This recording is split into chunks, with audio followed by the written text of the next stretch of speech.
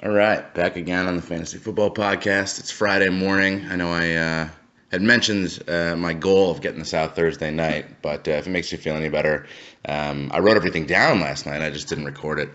I was too busy getting swept up in the glory of Bills Jets and watching Forte score 3 touchdowns while I silently wept in my basement, and watching Marshall go over 100 yards. So yeah, that was fun. All right, so getting into the kind of traditional weekly model of the show, I'll start with a little Fab review, get into the power rankings, and then close with a week 2 preview. So looking at Fab, it actually really wasn't that busy of a week. I know it's still early. The big move of the week was Kraus winning Josh McCown for $31 and trading him for Jonathan Stewart. $31 seems about right, considering Blake Griffin's Robert Griffin. Hell, Blake Griffin could be done too, but Robert Griffin is probably done for the season. So McCown will be the starter for the worst offense in the NFL. So $31 sounds about right. But he was able to flip him for Jonathan Stewart in a trade that I felt personally was highway robbery, because I think Stewart is undervalued and McCown is obviously overvalued. But I guess for Carlson, he's in both the QB and wide receiver scare zone. He kind of had to make a move. The only other move that I saw was me getting Eli Rogers, the Steelers slot receiver, for $3, thrilling as that is. And then there was a lot of IDP pickups, interestingly. Denenberg picked up Quan Alexander, which just gives me an excuse to say Quan. Both the Bears linebackers, Trevathan and Freeman, got picked up. Bobby Wagner and the Seahawks got picked up. So I think people are still kind of feeling out IDP. I personally am still feeling out whether or not I wasted $8 on J.J. Watt, who did an absolute dick in week 1. That's pretty much it. So, looking at the power rankings, starting from the bottom, number 12, Schaefer. He's got some good pieces on his team. He's got Zeke, Gronk. I think Macklin is pretty good. Obviously, who could forget about the ghost of Leonard Fournette? But, sort of as I mentioned previously, Schaefer also is in the QB and wide receiver scare zone, a very scary place. He might be exempt from being the clown, but there's no exemption from being dead last on the power ranking. So well done, Schaefer. 11, myself. I think my team is very good. I think I'm a lot better than where I'm at right now, but it was a pretty miserable week 1. Dez, Tyrod, Demaryius Thomas, J.J. Watt all basically put up zeros. But as you saw last night, as he was on my bench, Tyrod had a great night. He still had it in him, so I'm not really sweating week 1 too much, especially not for Dez. I feel like Dez is going to bounce back big time. Should have had a touchdown. So I don't think the trend will continue, but currently I'm occupying the 11th spot.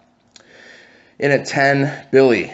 Billy, it's too bad you don't get points for brain injuries, because Cam would have really racked it up for you against the Broncos on week 1.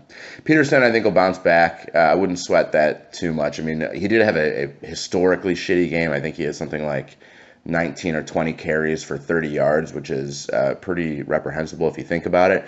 But, he's still Adrian Peterson. I think he'll bounce back. And hopefully it starts this week against the stupid Packers. In at 9, Andrew Oakes. Let me just start by saying I'm ashamed to have lost to Oakes this week. I think his team is garbage. Jameis Winston was incredible, obviously. He looks like he might be, one of the best keepers and is probably on his way to having a serious breakout year.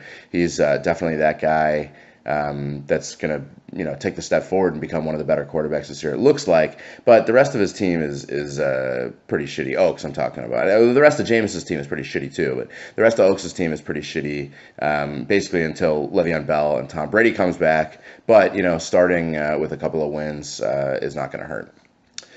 Number 8, Bootsy. Looking back now, C.J. Anderson seems kind of obvious, doesn't it? It seems like that was a good pick. It seems like, why weren't we interested in C.J. Anderson? He killed it. He's pretty much, they caught Ronnie Hillman. He's pretty much the only running back they had. There's some rookie that fumbled on his first carry. So Anderson's going to be pretty solid this year. You think Odell Beckham is probably going to bounce back from, a quiet week 1. It wasn't bad, but it just was kind of quiet. So you'd think he's probably going to score against the Saints this week.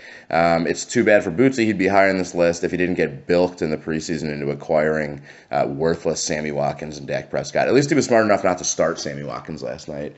I know we're not supposed to talk about this, but in both of my other leagues, I was playing against Sammy Watkins. So never was the hate and the rooting against Sammy Watkins higher than it was for me last night. One, so that points wouldn't be scored against me, but two, so that I could further prove Kraus wrong. All right, this is a rare tie at 7-6. I'll start with Carlson. He has kind of an up and down roster. Honestly, Luke Kuechly might be his best player. He is a tackling machine, and tackles are worth a lot in this league. So, there's a couple of spots on this roster where you don't know where you're going to get. You think Flacco is probably going to be elite at least week 2 against Cleveland. Cleveland's secondary is pretty miserable and made Carson Wentz look like someone good. So Flacco will probably be pretty good. And the tie, although I'll give the slight edge in number 6 to Kraus. The only reason I'll give him an edge is because, as I mentioned previously, I think he ripped off Carlson in the trade. Looking at Kraus's squad, he's definitely got some upside. I read my note wrong. Kraus's team doesn't have upside. It's Stewart has major upside. So it's good that he acquired Stewart because James White and Josh McCown, they're worthless. All right, number 5, Smith. He's 1-2, but he has more points than 3-0 REL, which I'll touch on in a little bit here. Devonta Freeman might be pretty terrible, but he picked up Mo Sanu, who looks like he's going to be a pretty solid piece, filling in for the old Roddy White role. He's got DeMarco Murray, who had, probably maybe his best game of the year, but is still going to be pretty solid. And obviously is seeing a lot of carries down there. And then Kelvin Benjamin, as long as Smith resolves himself to actually starting Kelvin Benjamin. All right, getting to the top upper echelon here, Ariel. I think Ariel has a good team, but he is sort of a fraudulent 3-0 if you look at his total points. But, obviously his squad is strong. Amari Cooper, DeAndre Hopkins, and Al Robinson are all, would be number ones on all the rest of our teams, and he's got all 3 of them, which is pretty impressive. He's in good shape at quarterback, having acquired Eli, and obviously already has Aaron Rodgers, who, what he lacks in heterosexuality he makes up for in fantasy points. All right, number 3, Denenberg. The question with Denenberg is, will his team maintain? Obviously, he had a huge week 1. Forte, well, actually, I wrote this before the Thursday night game, and I think I've already answered my question. But in week 1, Forte, Fitzgerald, Jordan Matthews all had big weeks, and I wrote, is it going to keep going? Obviously, step 1 was Forte having a huge night last night, so thank God I'm not playing Denenberg this week. But yeah, Forte was a monster, 100 yards, 3 touchdowns. He was all over the place. It's a good thing the Bears got rid of him. I thought that Quan Alexander was a good pickup. I mean, he's not going to have a bigger game than he had in week 1, but he's definitely, in that role in Tampa where a lot of the play is going to funnel his way. So as long as he stays healthy, that could be a pretty serious source of points. Number 2, Ben Boris. He seems to think that he can hoard every running back in the fantasy league and that no one else can have any running backs and that Ben's just going to sit on top of his throne of running backs till the end of the year. Carlos Hyde had his standard week 1 big blow up. He's got Langford obviously is pretty good. Seeing a lot of carries. It doesn't look like that's going to be quite as much of a timeshare as we thought. The one thing I would give some caution with Ben's team is Russell Wilson appears to be hurt, and it's one of those kind of injuries that might nag him all year. The Seahawks were at home against the shitty Dolphins in week 1 and really failed to impress. So keep your eye on that, as Russell Wilson was probably the number 2 or number 3 overall quarterback. Top of the heap, at least for week 1, is coworker Dan. He had a great week. His team looks very strong. Matt Ryan might be the steal of the draft for $39. That was a great move. His receivers are, not exactly household names, but they're all solidly consistent. Starting with Eric Decker, who put up a big game last night. Dante Moncrief is Luck's favorite target, it seems, and then Willie Snead. Despite the fact that he looks like the guy from the movie Ghost, who gets hired to try and kill Patrick Swayze. He's a good receiver. And as if that wasn't enough, he's got Randall Cobb just kind of waiting to break out. So he's got D'Angelo Williams for another few weeks. He probably needs to shore up his running back spot just a little bit. But for right now, Dan, top of the pile, looking strong. All right, to close it out, normally on this time of the podcast, I would get into a preview for the week. But as I started to do that, I realized that because of triple matchups, my life is significantly harder. So if you ever don't get a podcast, or you don't get a Monday morning update, or in this case, you're not getting a preview for week 2, blame triple matchups and blame whoever introduced that bullshit, because there's way too much going on in this league.